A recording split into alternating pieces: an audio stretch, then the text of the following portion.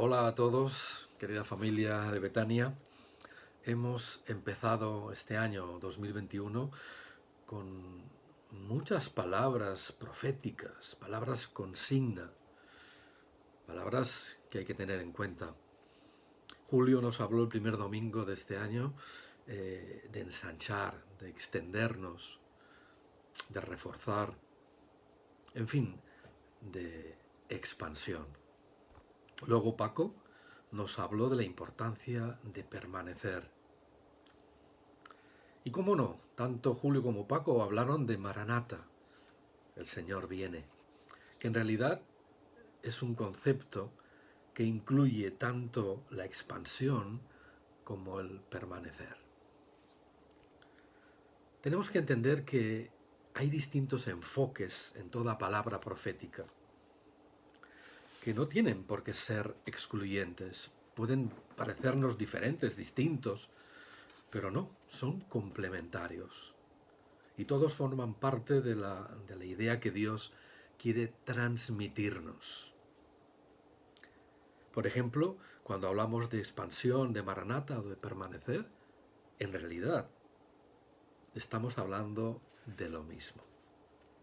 Fijaos en Efesios 4:13, dice, hasta que todos lleguemos a la unidad de la fe y del conocimiento del Hijo de Dios, a un varón perfecto, a la medida de la estatura de la plenitud de Cristo. ¿Y qué es esto? Expansión. Primera de Juan 3. Cuando Él se manifieste, Maranata, seremos semejantes a Él si permanecemos. Y todo aquel que tiene esta esperanza se purifica a sí mismo. Expansión, pero expansión no solo hacia afuera, sino también en crecimiento, en desarrollo, en madurez. Así como Él es puro.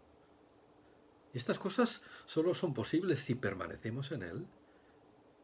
Dentro de este concepto Maranata, de tener esa esperanza de purificarnos porque sabemos que Él se va a manifestar, que Él viene pronto.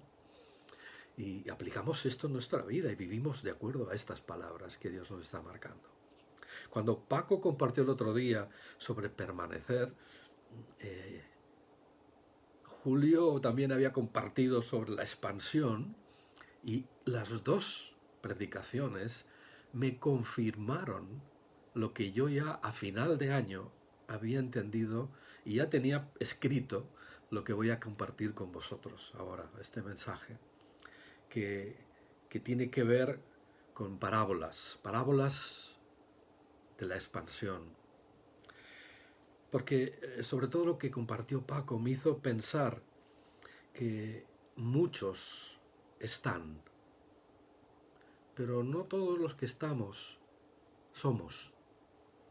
Muchos están, pero no todos permanecen, no todos pertenecen. Por eso estas dos parábolas pueden ser interesantes para reflexionar y meditar en ellas. La primera está en Lucas 15, a partir del versículo 8, cuando habla, es muy conocida, es la moneda perdida. Dice, supongamos que una mujer tiene 10 monedas de plata y pierde una. No enciende una lámpara, barre la casa y busca diligentemente hasta encontrarla. Esta parábola nos representa la imagen de una mujer que está buscando una moneda que tuvo y que ahora no encuentra. La ha perdido. Nadie se la ha robado, nadie se la ha quitado. De hecho, ella es consciente de que se ha perdido y además de que está en la casa. Pero por alguna razón no sabe dónde está. No puede contar con esta moneda. Las 10 monedas de plata tenemos que entender que simbolizan la plenitud de algo. Y esta mujer, que hasta ahora se había sentido en plenitud, satisfecha, feliz, contenta, realizada, de pronto se da cuenta que le falta algo. Quizás no ha perdido una moneda, quizás ha perdido algo en ella misma que hace que ahora no se sienta completa, no sienta esta plenitud, que sienta un vacío. que le falta algo que antes tenía. Como iglesia, podemos pensar que somos la casa, pero quizás también somos esa mujer que ha perdido algo, que se da cuenta que le falta algo, que se siente incompleta e insatisfecha. Es posible también que algunos queridos hermanos y hermanas entre nosotros, gente amada, querida, valiosa, se sientan como esa mujer a la que de pronto se da cuenta que le falta algo. O también pueden sentirse, algunos de nosotros podemos sentirnos como esa moneda perdida. Dentro de la casa, sí, pero perdida. Hermanos que quizás se sienten descolocados, confusos, frustrados, desanimados, invisibles, y que tienen la sensación de que nadie les está buscando. Esta parábola nos exhorta a buscar aquello que hemos perdido, sea nuestro primer amor, nuestra intimidad, nuestras ilusiones, nuestra fe, nuestra esperanza, lo que sea. Pero también nos exhorta a buscar a aquellos que dentro de la casa se sienten perdidos y no encuentran su lugar. Pero claro, solo buscamos cuando somos conscientes que hemos perdido algo. Si no somos conscientes de que hemos perdido algo, que nos falta algo, no lo buscaremos. La otra parábola que quiero compartir con vosotros también está en Lucas 15 y es súper conocida también, es la del hijo pródigo. Dice en el versículo 15, ya sabéis todos la historia, pero en el versículo 15 de Lucas 15 dice que se arrimó a uno de los ciudadanos de aquella tierra, el cual le envió a su hacienda para que apacentase cerdos. Y deseaba llenar su vientre de las algarrobas que comían los cerdos, pero nadie le daba. El hijo pródigo cuenta la historia de alguien que se va de la casa del padre para vivir a su aire, a su antojo, para que nadie le diga lo que tiene que hacer, ni cómo tiene que vivir, ni qué decisiones tomar, sino que es alguien que ya piensa que es autosuficiente. Cuando nosotros hablamos de los hijos pródigos dentro de la iglesia, siempre pensamos que son estas personas que una vez estuvieron en los caminos del Señor y se apartaron. De hecho, oramos para que todos los hijos pródigos vuelvan en sí, como el de la parábola, y vuelvan a la casa del Padre. Pero permitidme que os comparta algo muy personal. En estos últimos meses, durante esta pandemia, he descubierto que en la casa del Padre hay personas que son como los hijos mayores, como los hermanos mayores del pródigo. Hijos descontentos, amargados, heridos, que están en la casa del Padre, pero que no viven como hijos, que no conocen al Padre en profundidad, que no tienen una relación íntima con el Padre, y siguen en la casa por comodidad, por conformismo, por tradición y religiosidad. No se atreven a vivir como el hijo pródigo, como su hermano pequeño, pero tampoco viven como auténticos hijos. Pero eso ya lo sabemos. Seguro que ya conocemos esta interpretación de esta parábola. Lo que quizás algunos no sabíamos hasta ahora que lo he entendido y quiero compartirlo con vosotros, es que también dentro de la casa, entre nosotros, Puede haber hijos pródigos que quizás nunca se fueron de una manera evidente.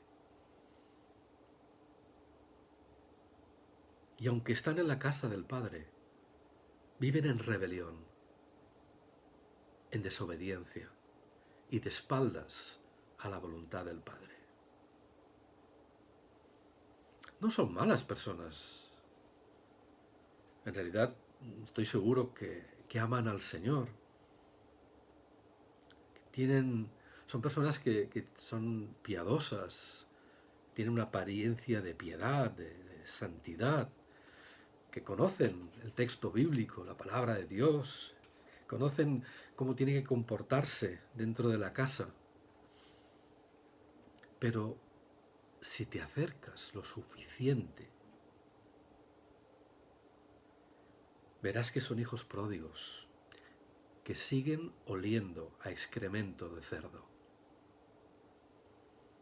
Son queridos hermanos que oyen y escuchan la palabra de Dios con seriedad y la creen, pero que no se alimentan del pan de vida.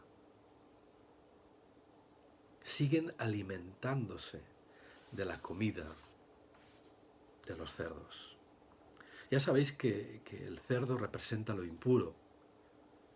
No estoy utilizando la palabra cerdo como una manera de insultar a nadie, ni mucho menos. Estoy simplemente diferenciando a los cerdos y a los que viven como cerdos y se alimentan como los cerdos de los que son ovejas de su prado. Los pródigos, como su hermano mayor, son hijos, pero viven como pródigos, no viven como hijos. Viven rodeados de cerdos, se alimentan de basura y apestan. Si tratas de sacarle de la pocilga, que es ese lugar, ya sabéis todos, hediondo, asqueroso, mezcla de barro con excrementos, con orín, en fin, horrible. Si tratas de sacar a un cerdo, a alguien, a un pródigo que vive como un cerdo, le bañas, le perfumas con la palabra de Dios, al poco tiempo vuelve a revolcarse en la inmundicia. Ya lo sabéis el versículo 2 de Pedro 2:22. La puerca lavada vuelve a revolcarse en el cielo. Si intentas compartirle principios, palabras de parte de Dios, para darle herramientas para que dejen de vivir como cerdos, hacen como Mateo 7:6, pisotean las perlas, no son capaces de apreciar lo que les estás tratando de transmitir. El peligro de estos hijos pródigos que nunca se fueron y siguen, por lo tanto, en la casa del Padre, aunque no viven como hijos, es que como están en la casa no son conscientes del peligro que corren ni del olor que desprenden sus actitudes, palabras, reacciones, decisiones. Piensan que por estar en la casa del Padre ya está. Y no se dan cuenta de que siguen con la misma suciedad, las mismas vestiduras apestosas con las que algún día llegaron. No estoy hablando de salvación. Estoy hablando de personas que, siendo hijos de Dios, viven una vida mediocre, como si no fueran hijos. Una vida religiosa, llena de frustración y de pasividad, que les impide alcanzar el propósito de Dios. Si nos basamos en estas dos parábolas como enseñanzas para ver el peligro de estar perdidos dentro de la casa, podríamos aplicar algunas enseñanzas de las dos parábolas. La primera, por ejemplo, de la mujer, cuando se dio cuenta de que le faltaba algo, lo primero que hizo fue encender la lámpara. Interesante. Reconoció que quizás vivía en penumbra o habían zonas oscuras en su vida. faltaba luz. A continuación, dice que barrió la casa. Claro, porque al encender la luz, vio que habían rincones donde quizás nunca había barrido. Solo había limpiado lo que era visible, pero le faltaba iluminar esos rincones en su vida que necesitaban ser limpiados. Y después dice que buscó con diligencia. No solo buscó con diligencia hasta encontrar lo que había perdido. Y no sé si os ha pasado, a mí me ha pasado de que se me cae un rotulador, algo detrás del sofá. Y bueno, aparto el sofá un momento, o un mueble, aparto el mueble o el sofá para recuperar lo que había perdido y me encuentro que había muchas más cosas que había perdido y no me había dado cuenta.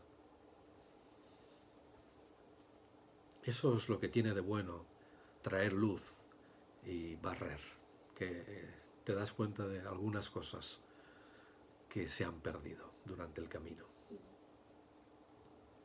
Ahora bien, ¿qué hizo el hijo pródigo? ¿Qué deberíamos hacer si nos identificamos con el hijo pródigo? Bueno, dice la palabra que volvió en sí y vio su necesidad de ir al Padre. Reconoció su pecado, se humilló. Fue capaz de reconocer hacia él mismo y la idea era reconocerlo ante su padre, de que no era digno de ser considerado hijo, porque no había vivido nunca como un hijo. Pero hizo algo más. No se quedó con esta idea, con este reconocimiento, con volver en sí, sino que se levantó y fue hacia su padre. No se trata solo de reconocer, de entender, sino de actuar. Hasta aquí la interpretación típica de estas parábolas. A partir de ahora, lo que Dios ha puesto en mi corazón para nosotros como Betania. Y quiero compartir algunas preguntas que yo me he hecho a mí mismo. Y quiero compartir con todo respeto y cariño con todos vosotros. ¿No nos habremos convertido como iglesia en esa mujer que no es consciente que ha perdido algo valioso? Y vivimos sin experimentar esa plenitud.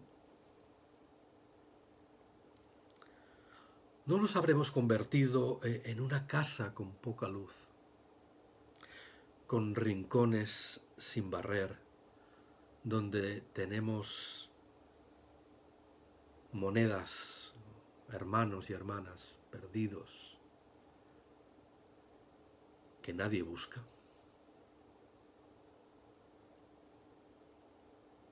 Por casualidad,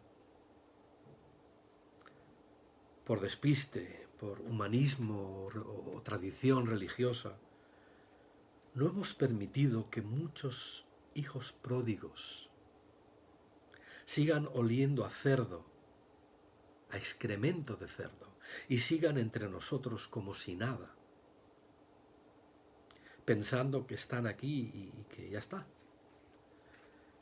está todo hecho. En lugar de limpiarles, darles ropa nueva, poner un anillo en sus dedos y calzado en sus pies para restaurar su identidad de hijos.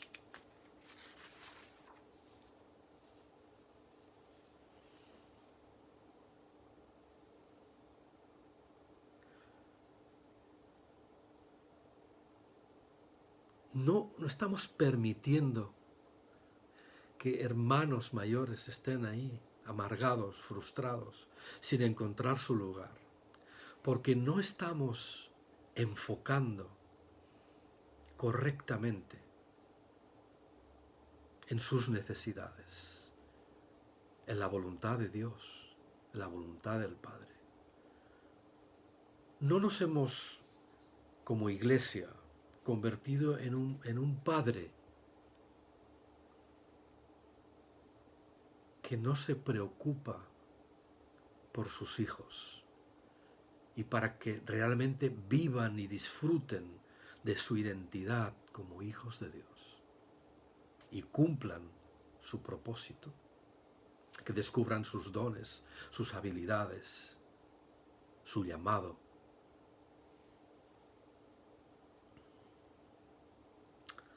Es por todo esto que creo que antes de mirar solamente hacia afuera y empezar a hacer cosas en el sentido de expansión, asumamos el sentido pleno y completo y profundo del concepto de expansión,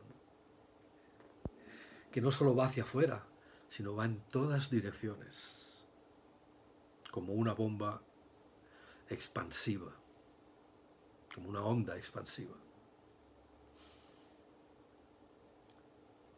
En mi opinión, creo que necesitamos trabajar en el ser, en el diseño de Dios para nuestra vida, tanto como iglesia como en la vida de las personas, de nuestra propia vida, y evaluar en profundidad cómo hemos construido hasta ahora, cómo hemos edificado Betania, cómo hemos edificado. Edificar es otra palabra que se usó, que tuvimos a final del año pasado, edificar. Pero ¿cómo hemos edificado? ¿Cómo hemos sido edificados? No tenemos que evaluar todas estas cosas. Y para que cuando sea el momento de la expansión hacia afuera, estemos listos, estemos preparados. Porque según mi entendimiento, la expansión siempre es la consecuencia de un auténtico proceso de transformación personal, de madurez, de crecimiento. No de crecer en número. Eso no es expansión para mí.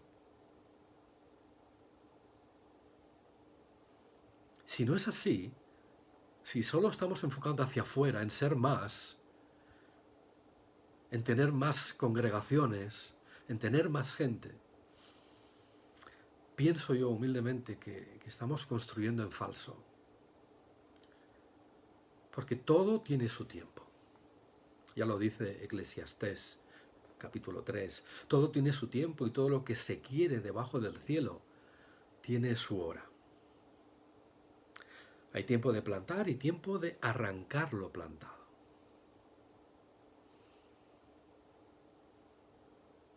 A veces no podemos plantar porque necesitamos primero arrancar lo plantado.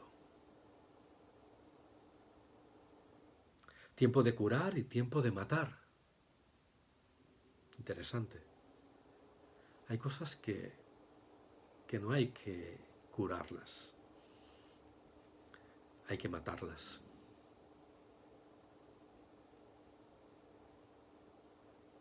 Hay tiempo de destruir y tiempo de edificar. O dicho de otra manera, en mi propia versión, hay tiempo para trabajar profundamente en las vidas de nuestros hermanos y hermanas. Hay tiempo para permitir que Dios trabaje en nuestras propias vidas, en un proceso profundo de discipulado y de sanidad. Hay tiempo de discipular, entendiendo el discipulado como un proceso de transformación integral. Y luego ya habrá tiempo de expansión. Una expansión que será el resultado de este proceso profundo de discipulado, de sanidad, de transformación.